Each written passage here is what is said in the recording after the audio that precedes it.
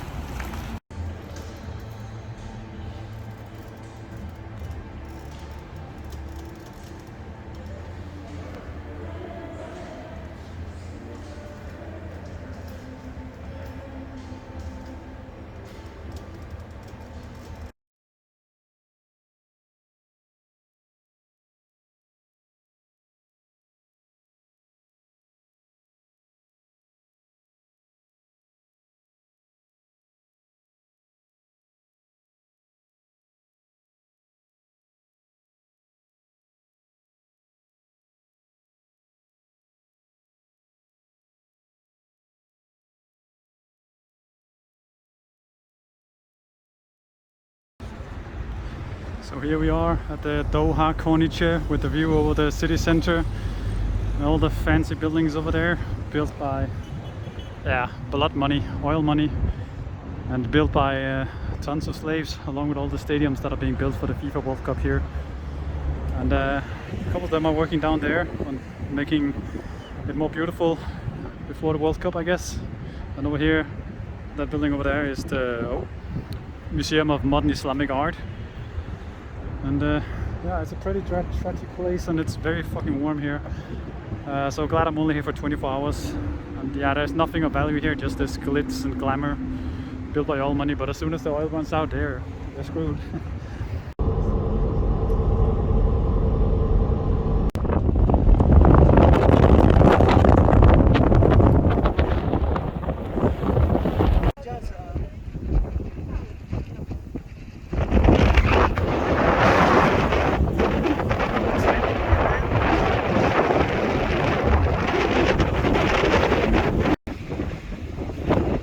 Sea, part of the Persian Gulf that goes into the desert here on the border with Saudi Arabia. All that land you see over on the other side, that is Saudi Arabia. All this land over there, that is the kingdom. Here the sun is setting.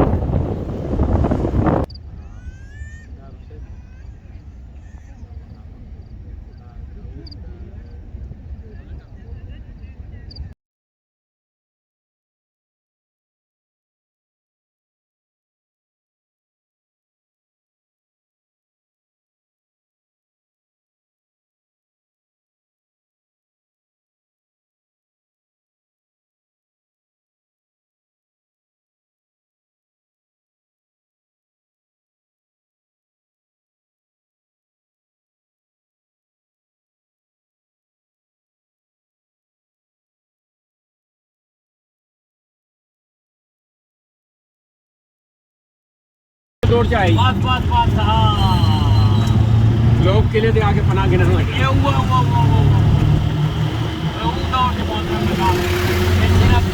जितने बिठा देने पर जितने जोर बिठा देने पर क्या है पर कई बार यहाँ तक 30 साल की बच्ची जाती करते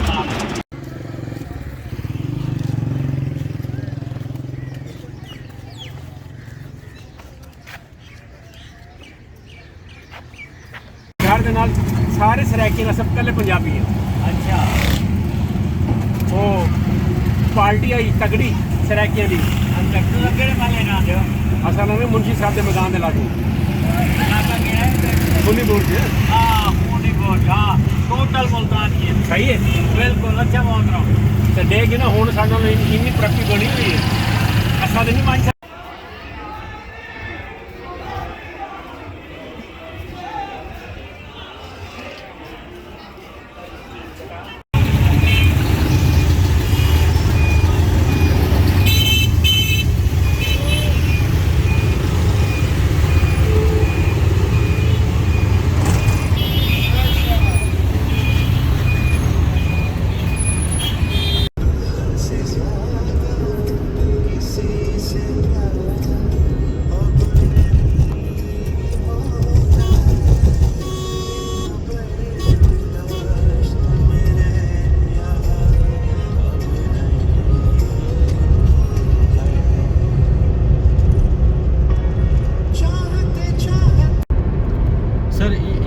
इनका प्लान जो है वो शरीफ का है उसके बाद ये वापस मुल्तान आएंगे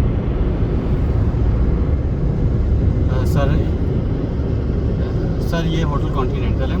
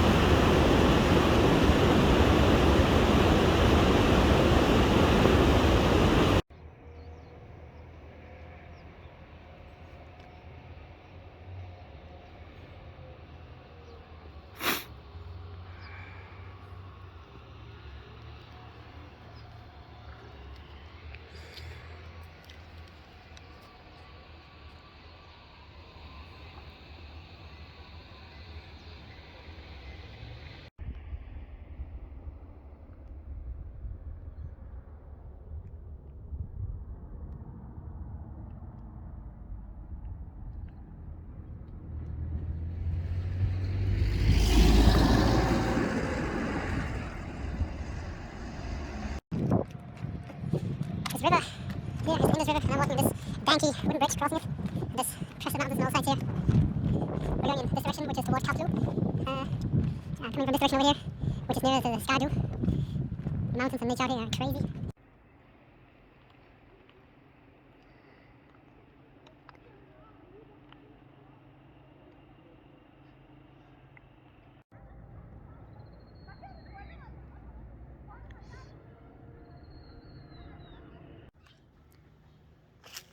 This right here is the Kaplu Palace, which is built in a Tibetan style, as this place used to be pretty well connected with Tibet.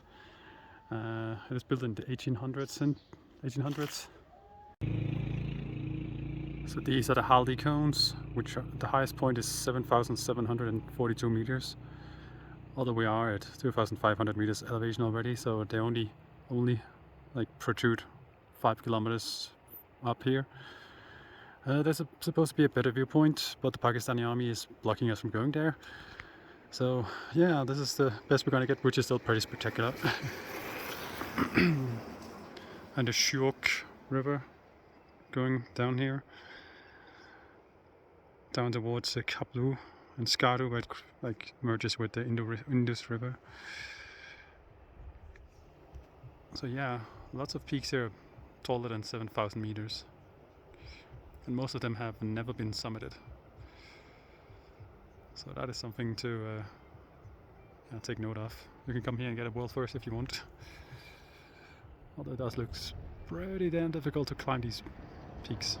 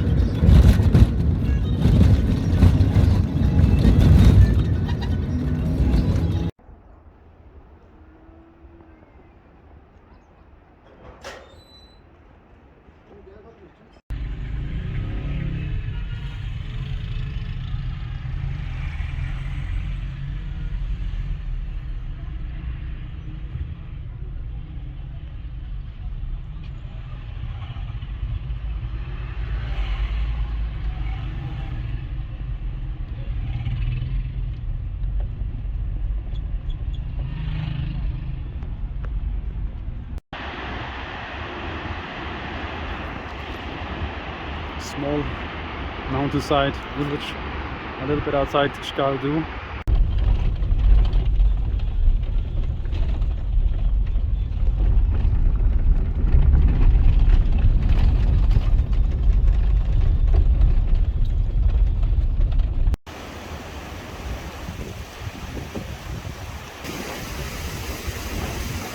This is the view from the hotel here deep inside the Hunza Valley.